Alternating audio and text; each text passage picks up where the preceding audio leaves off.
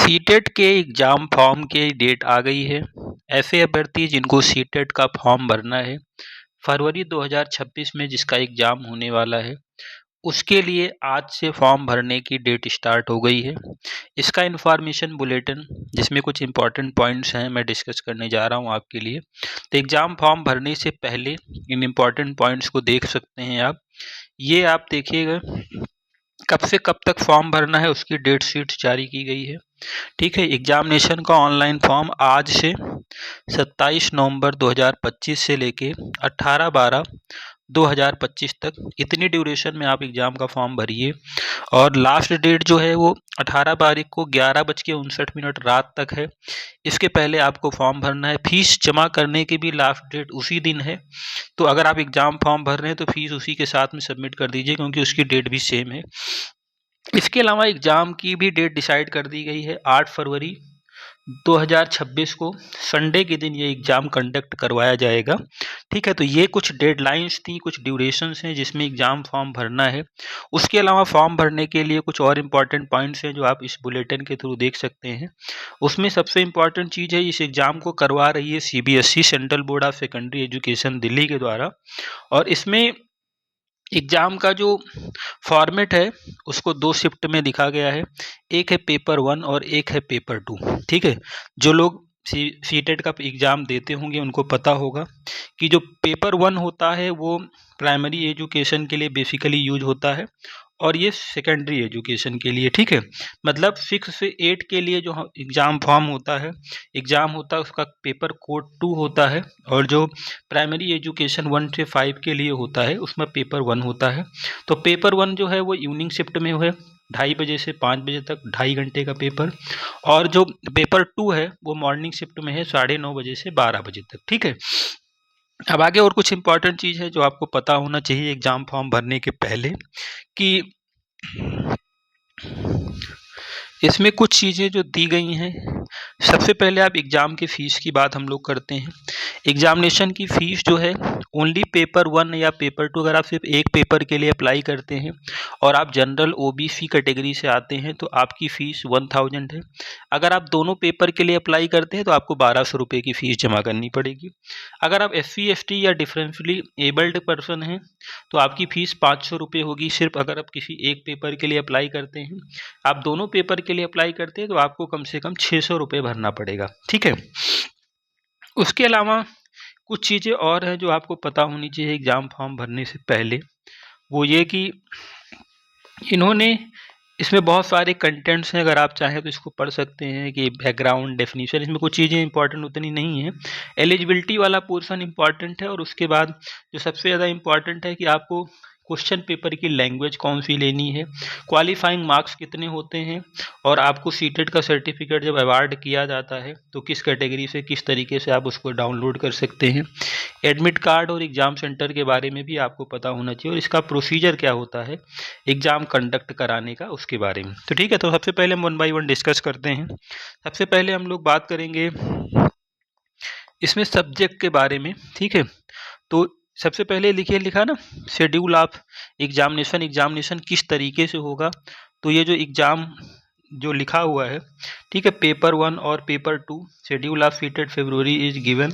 ठीक है, इसमें ये तो आपने देख ही लिया। इसमें लिखा है mode of submission of application पूर्णतया ऑनलाइन होगा। A candidate can apply for the central eligibility test online. और आपको किस वेबसाइट का यूज करना है, seated.nic.in का, इसी फॉर्मेट पे इसी वेबसाइट का यूज करके आपको फॉर्म भरना है। किसी और वेबसाइट के थ्रू आप फॉर्म मत भरिए। एलिजिबिलिटी जो दिया हुआ है उसमें भी आप देख सकते हैं कि आपको मेंशन है कि जो national council of teacher education मतलब जो मिनिमम क्वालिफिकेशन वहाँ से प्रिस्क्राइब्ड की गई है for education teachers and physical education teacher in pre primary, primary, upper primary regulations, इनको अमेंड किया जाता है टाइम टू टाइम पे।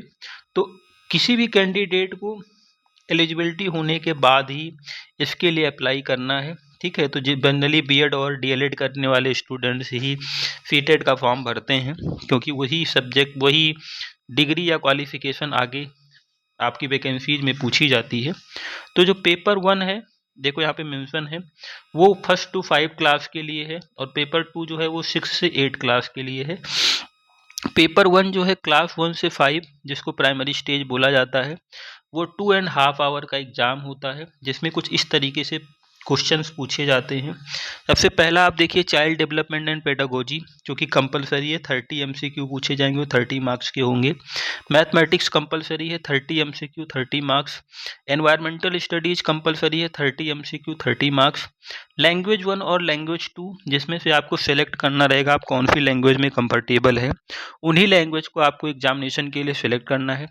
टोटल 150 एमसीक्यू पूछे जाएंगे और 150 मार्क्स का होता है। और अगर आप टाइम भी देखते हैं तो 2 घंटा 30 मिनट मतलब 150 मिनट का ही टाइम होता है। तो आप ध्यान दे देखेंगे तो आपको 150 क्वेश्चंस, 150 मार्क्स और 150 मिनट्स में ही क्वेश्चंस को अटेम्प्ट करना रहता है। ये सीटेट का क्वेश्चंस होता है। उसके बाद आपको ये चीज़ ध्यान देखनी है कि आप जो सब्जेक्ट ले रहे हैं उसमें आपको जो लैंग्वेज लेनी है, लैंग्वेज में आपका कोड दिया हुआ है, opt to language in which you wish to appear for CTET. आपको कम से कम 2 लैंग्वेज लेनी है, लैंग्वेज 1 और लैंग्वेज 2, जिसमें इंग्लिश, हिंदी, असमीज, बंगाली, मतलब जो जहाँ का रहने वाला है, जो जिस लैंग्वेज में कंफर्टेबल है, इन लैंग्वेज में से कम 2 लैंग्वेज, पहली और दूसरी। जैसे इंग्लिश आपको दिख रहा है, हिंदी दिख रहा है, कहीं पे आपको देखिए संस्कृत दिख रहा होगा, ठीक है। इस तरीके से उर्दू भी है, तो आप जिस भी लैंग्वेज में कंफर्टेबल हैं उस लैंग्वेज को सेलेक्ट करिए एग्जाम के लिए, ठीक है। उसके अलावा इन्होंने कहा कि ये जो एनवायरनमेंट और मैथमेटिक्स का पोर्शन है, ये आप 1 से 5th की एनसीईआरटी से क्वेश्चन बनेगा, ठीक है। तो आपको वहाँ तक कम से कम एनसीईआरटी को पढ़ना होगा, वहाँ से आएगा। अगर आप पेपर 2 की बात करते हैं, देखिए पेपर 2 लिखा है ना, 6 से 8th क्लास के लिए, तो इसमें जो क्वेश्चंस का पैटर्न होता है, पेडागोजी, यहाँ पे भी चाइल्ड डेवलपमेंट 30 क्वेश्चंस आते हैं। मैथमेटिक्स एंड साइंस ये मिला के 60 एमसीक्यू 60 क्वेश्चंस। थर्ड आता है सोशल स्टडीज और सोशल साइंस। ऐसे स्टूडेंट्स जो सोशल स्टडीज़ या आर्ट साइड्स के टीचर्स होते बनना चाहते हैं, उनके लिए ये पूछा जाएगा सोशल स्टडीज़ या सोशल साइंस। जो मैथ या साइंस बैकग्राउंड के लिए हैं, उनके मैथमेटिक्स और साइंस पूछा जाएगा। उसके अलावा यहाँ पे भी लैंग्वेज 1 और लैंग्वेज 2 वही पैटर्न 30 से 30 एमसीक्यू का। तो टोटल 150 मार्क्स में ये 30 और 30 60 ये वाला और 30 ये वाला, ये सबके लिए कॉमन है। बचे हुए 60 नंबर में लोग अपने कोर्स वाइज, जो भी आप साइंस स्ट्रीम है तो साइंस वाला, आर्ट स्ट्रीम से तो आर्ट वाला, उस हिसाब से आप डिसाइड करेंगे कि आपको कौन से सब्जेक्ट लेने हैं, ठीक है। इसमें भी क्वेश्चंस उसी हिसाब से कि एज ग्रुप 11 to 14 की पेडागोजी के बारे में। यहाँ पे भी इंग्लिश लैंग्वेज और वही सारी लैंग्वेज है, जिसमें से आपको कोई 2 लैंग्वेज सेलेक्ट करना है आगे अपने एग्जाम के लिए, ठीक है। और जो मेन क्वेश्चन पेपर होगा वो बाइलिंगुअल होगा, मतलब हिंदी और इंग्लिश 2 लैंग्वेज में वो पेपर बनेगा। जो क्वेश्चन पेपर छप के आएगा वो 2 उसमें आएगा, ठीक है। अब क्वालिफाइंग मार्क्स कितने हैं, आपको कितने नंबर कम से कम चाहिए इस पेपर को क्वालिफाई करने के लिए। अगर आप जनरल या लिखा ना, as per NCT notification dated 11 February 2011, a person who score 60% or more in the TET exam will be considered as TET pass, ठीक है।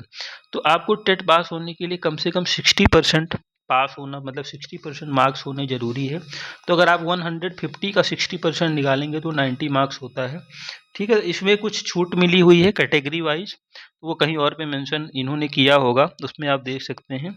और इसके अलावा इन्होंने एग्जामिनेशन सेंटर के बारे में बोला है, जहाँ पे आपको 4 डिफरेंट ऑप्शंस मिलेंगे, जिसमें अभी इन्होंने आगे अपेंडिक्स 3 में मेंशन किया है, वहाँ से आप देख सकते हैं।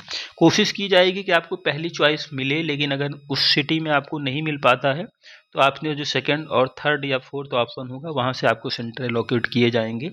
आगे आप देख सकते हैं ई एडमिट कार्ड का, एडमिट कार्ड्स भी लिखा हुआ है कि कब इशू किया जाएगा। तो ये एडमिट कार्ड्स की डेट बाद से अनाउंस की जाएगी, लेकिन कैंडिडेट को सेंटर पर 7:30 बजे से रिपोर्ट करना है for paper second morning shift, और 12:30 पर, ठीक है। और गेट बंद करने का टाइम 9:30 बजे के बाद आपको एंट्री नहीं मिलेगी, और 2:30 बजे के बाद दूसरे पेपर में, पेपर फर्स्ट में कोई एंट्री नहीं मिलेगी। ये चीज़ें आपको ध्यान रखनी है, ठीक है। तो ये कुछ बेसिक चीज़ें थी, बाकी अगर आपको डिटेल में पढ़ना है इस नोटिफिकेशन को, तो आप इसको सीटेट की वेबसाइट से डाउनलोड कर सकते हैं।